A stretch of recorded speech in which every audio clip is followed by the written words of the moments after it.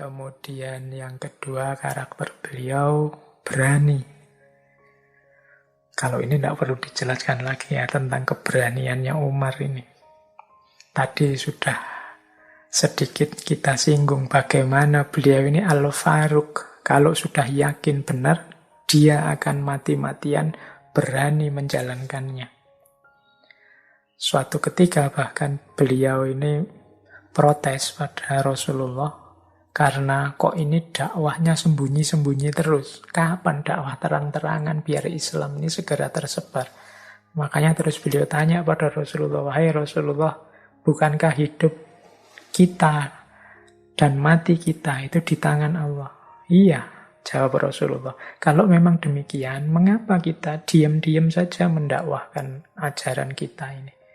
Demi Zat yang mengutusmu, saatnya sekarang kita keluar, tidak usah khawatir.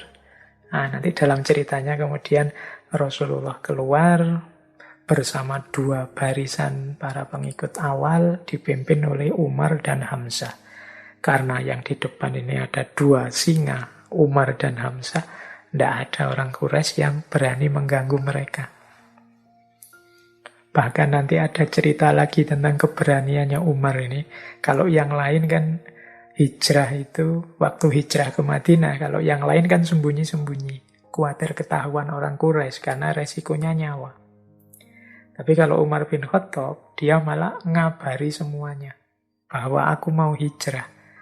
Bahkan ada kalimat yang terkenal sekali dari Umar, siapa yang ingin istrinya menjadi janda, anaknya menjadi yatim, maka halangilah saya untuk hijrah.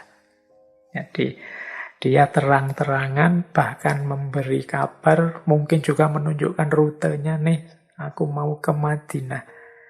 Silahkan kalau ada yang mau menghalangi. Siapa yang ingin istrinya jadi janda, ingin anaknya menjadi yatim, maka halangilah saya. Nah ini beberapa ya untuk menunjukkan betapa beliau ini memang tidak diragukan lagi, adalah seorang pemberani. Kemudian karakter selanjutnya adalah amanah. Tadi sudah karakter cerdas, adil, berani. Amanah itu berarti dia bertanggung jawab. Tahu apa yang harus dia emban, harus dia jalankan. Baik sebagai hambanya, maupun sebagai khalifahnya, maupun sebagai Amirul Mukminin. Teman-teman mungkin masih ingat ya kisahnya Umar bin Khattab yang belusuan tiap malam melihat kondisi rakyatnya.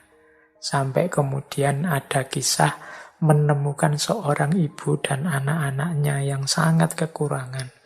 Sehingga ibu ini menipu anak-anaknya seolah-olah masak makanan padahal memasak batu. Sampai anak-anaknya capek dan tertidur. Ini Umar begitu tahu kondisi seperti ini, cepat-cepat balik, kemudian mengambil makanan, mengambil bahan makanan, dipanggul sendiri, mau diberikan ibu itu. Bahkan ingin dibantu oleh beberapa ajudannya, beliau tidak mau. Karena beliau merasa itu tanggung jawabnya. Jadi ini salah satu ilustrasi ya betapa beliau ini juga sangat bertanggung jawab, amanah dengan kewajibannya. Kemudian ada satu riwayat juga ini untuk menggambarkan betapa beliau ini amanah.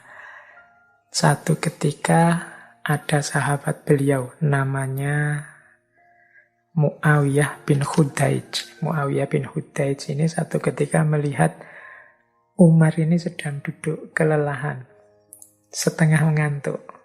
Ditanya oleh Muawiyah bin Hudaij, wahai Amirul Mukminin, sampean kok mengantuk, apa ndak tidur tadi malam?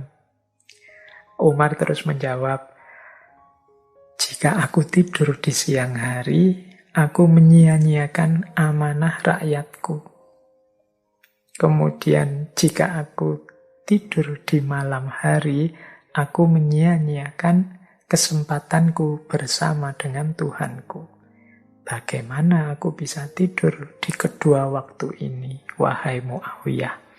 Nah, ini kisah ini ya paling tidak menggambarkan betapa memang beliau serius dan amanah dalam mengemban tanggung jawabnya, baik tanggung jawab pribadi sebagai hambanya maupun sebagai Amirul Mukminin yang bertanggung jawab terhadap semua rakyatnya.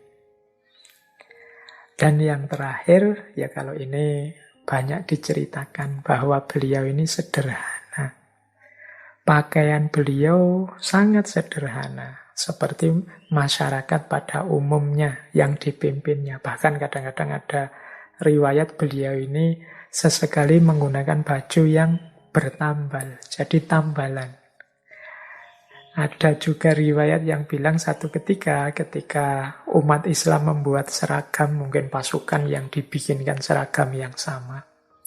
Itu ya Umar mengambil juga jatahnya satu baju sebagaimana pasukan yang lain. Jadi tidak menggunakan kostum yang berbeda, mentang-mentang Amirul Mukminin posisinya tertinggi terus bajunya paling mewah, tidak begitu. Seragamnya ya sama saja dengan pasukan yang lain.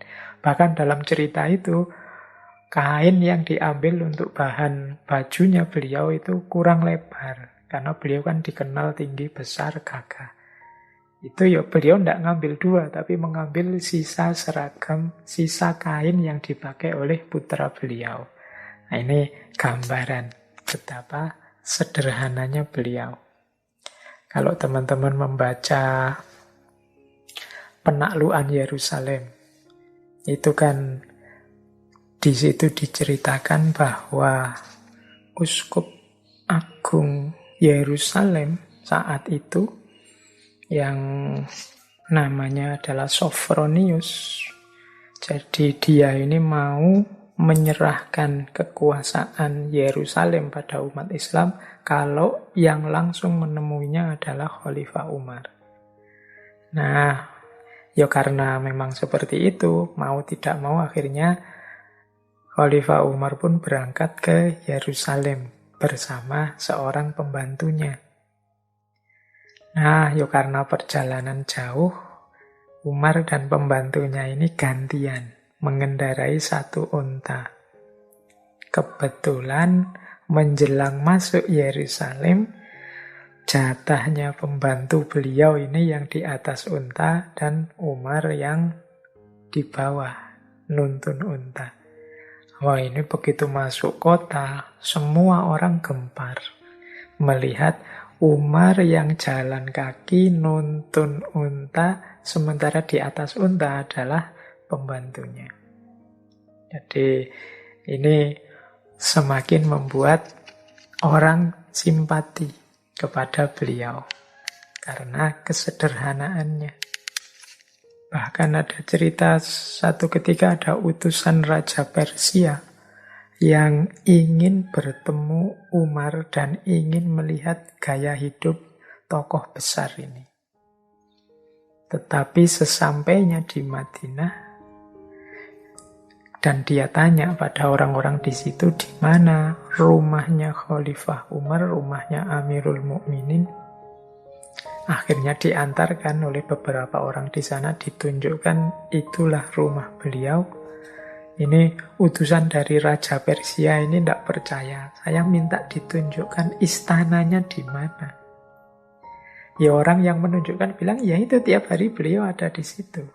Tempat tinggal beliau ya di situ. Kemudian utusan Raja Persia ini ingin bertemu langsung dengan Umar. Tapi ketika masuk ke rumah beliau, Umar sedang tidak ada di dalam. Kemudian dicari, ternyata Umar sedang ada di belakang. Sedang ada di sebuah kebun kurma yang tidak jauh dari rumah beliau. Nah, setelah disusul ke kebun kurma, betapa kagetnya utusan raja ini ya. Khalifah besar yang populer, penakluk yang luar biasa, itu sedang tidur istirahat di bawah pohon kurma dengan alas daun kurma dengan baju yang sangat sederhana. Nah, ini salah satu contoh kesederhanaan hidup seorang Umar bin Khattab. Oke, baik. Wah, ini banyak cerita-cerita akhirnya malam hari ini. Tidak apa-apa ya, semoga dari cerita-cerita berkenaan dengan Khalifah Umar ini, teman-teman bisa mengambil hikmahnya. Anggap saja yang sebagian pertama sesi kita malam hari ini, kita mengambil teladan-teladan dari kisah hidup dan jalan hidup beliau Umar bin Khattab.